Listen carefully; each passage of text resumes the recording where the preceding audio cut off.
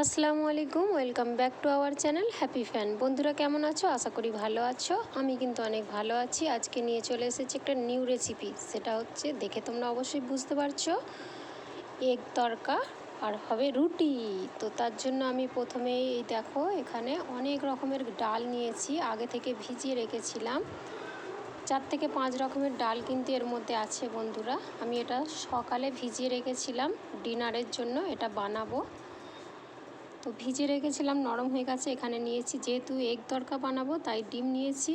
আমি নিয়েছি এখানে ধনেপাতা কুচি, পেঁয়াজ কুচি আর হচ্ছে টমেটো কুচি, এগুলো তো লাগবেই। তো চলো কথা না বাড়িয়ে শুরু করি। দেখো বন্ধুরা, আমি যে ভিজিয়ে রেখেছিলাম পানিটা ফেলে আবারও ধুয়ে নেব। কুকারের মধ্যে কিন্তু তড়কাটা বানাবো, তাড়াতাড়ি হয়ে যাবে। এখানে আমি সরষের তেল ইউজ করছি বন্ধুরা। এই কারণেই করছি, কারণ হচ্ছে সরষের তেলে তড়কাটা কিন্তু অনেক টেস্টি হবে আর অনেক মজাদার লাগবে খেতে।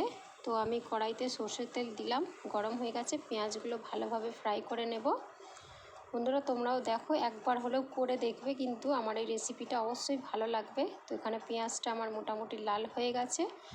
আমি অনেকটা কিন্তু টমেটো কুচি দিলাম, যাতে করে, কারণ হচ্ছে অনেকটা বানাবো তো তড়কাটা, সেই জন্য। তো এটা আমি এর মধ্যে সমস্ত মশলা দিয়ে দেব, যেমন দিলাম প্রয়োজন মতো মশলা, যেগুলো লাগে দেখতে পাচ্ছ, দেখিয়ে দিলাম আর বললাম না।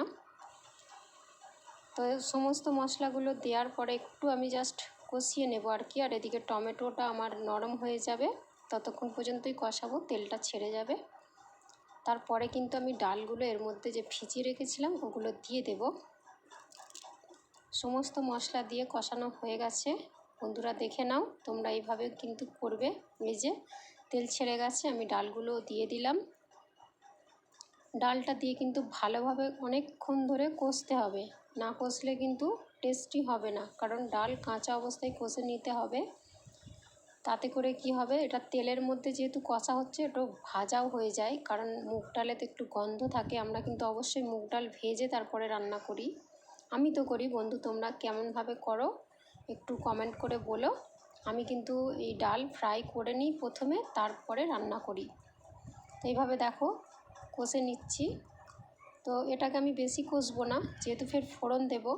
তো জাস্ট মশলার গন্ধটা চলে গেলেই হবে আর কি। তো এইভাবে আমি কষিয়ে নিলাম। তো এইভাবে ভালো করে আমি কষে নিয়েছি। এরপরে দিয়ে দেবো পরিমাণ মতো পানি। পরিমাণ মতো পানি দিয়ে 2 থেকে 3টা সিটি দিয়ে নেব। আর যেহেতু আজকে রুটি বানাবো, তোমরা আগেই জানো রুটি বানাবো, তো আমি এখানে রুটিটা বানানোর জন্য আমি একটা কড়াইয়ের মধ্যে পানি আর দিয়ে দিলাম পরিমাণ মতো নুন, দিয়ে আমি পানিটা ফুটিয়ে নিয়েছি।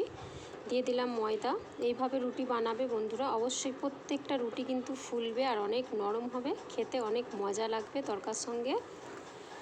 তো দেখো বন্ধুরা, এটা গরম আছে, আমি একটু চামচের সাহায্যে এটা নাড়াচাড়া করে নিচ্ছি। তো জাস্ট নাড়াচাড়া করে এটা যখন হয়ে আসবে, কম বেশি সবাই জানো কিভাবে খুমির করতে হয়। আমি খুমির বলি বন্ধুরা, তোমরা কে কী বলো একটু কমেন্ট করে বলো। তো এখানে আমার ময়দাটা খুমির করা হয়ে গেছে, একটা থালার মধ্যে ঢেলে নিলাম। জাস্ট হালকা হাতে একটু পানি নেব, নিয়ে ময়দাটা মেখে নেব, কারণ এটা অনেক গরম আছে এখনও।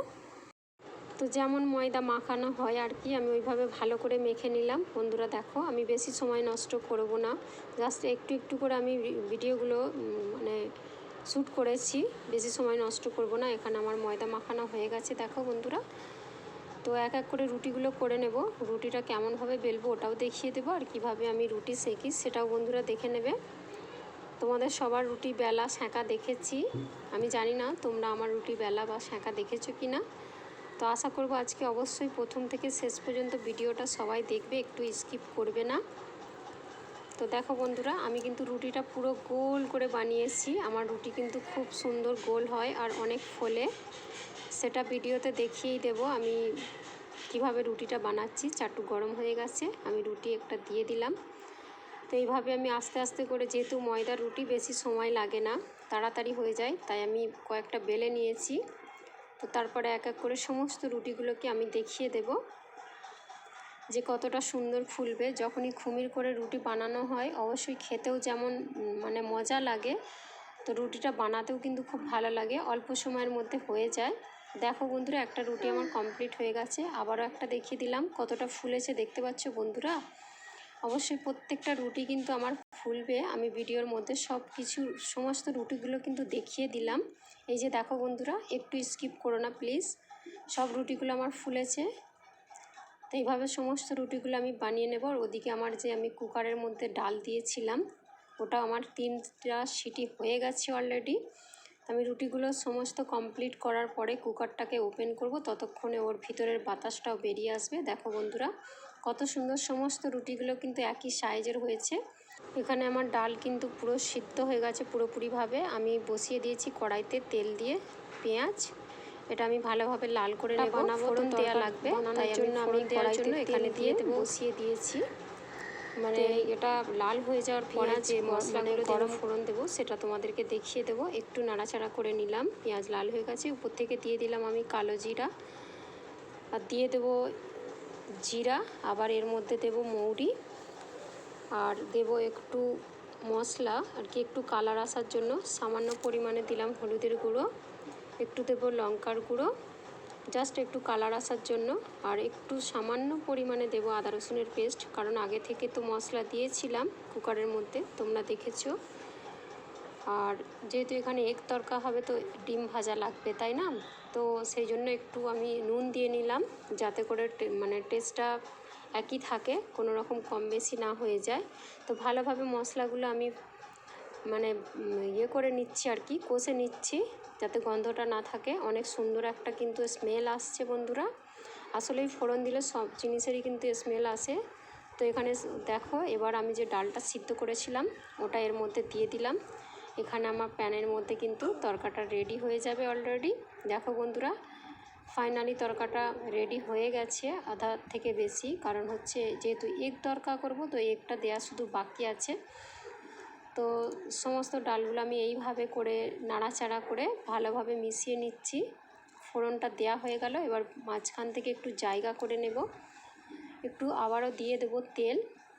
তোমরা চাইলে এই কাজটা অন্য কড়ার মধ্যেও করতে পারো, আমাকে কিন্তু এইভাবে করতে ভালো লাগে, তাই আমি এর মধ্যেই একটু জায়গা করে নিলাম। এটা কিন্তু পুরোপুরি স্টাইল মানে হচ্ছে বড় বড় রেস্টুরেন্টে যাবে বা ধাবাতে যাবে, দেখবে এইভাবে কিন্তু বানিয়ে দেখা বা বানিয়ে দেয়, তো খেতে ওরকমই টেস্ট হবে।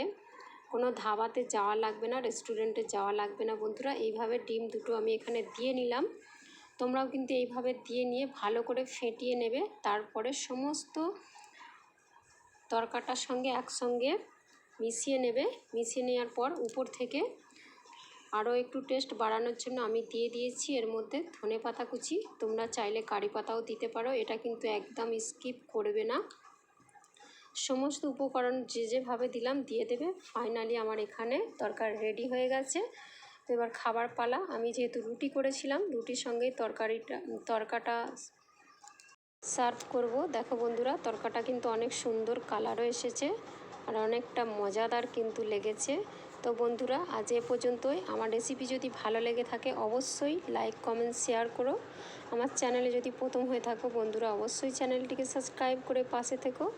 দেখো বন্ধুরা, তোমরা একবার হলেও কিন্তু ট্রাই করো প্লিজ। সবাই কিন্তু ট্রাই করবে আর কমেন্ট বক্সে বলবে। আজ এ পর্যন্তই, ভালো থাকো, আল্লাহ হাফেজ।